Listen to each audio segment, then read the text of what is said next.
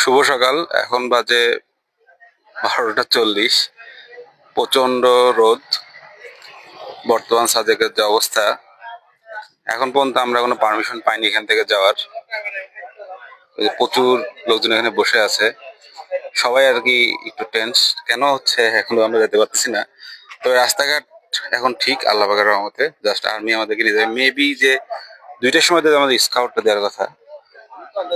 এই সময় হচ্ছে আমরা মনে হয় বেরোতে পারবো। এখন আমরা অপেক্ষায় আছি আর কি।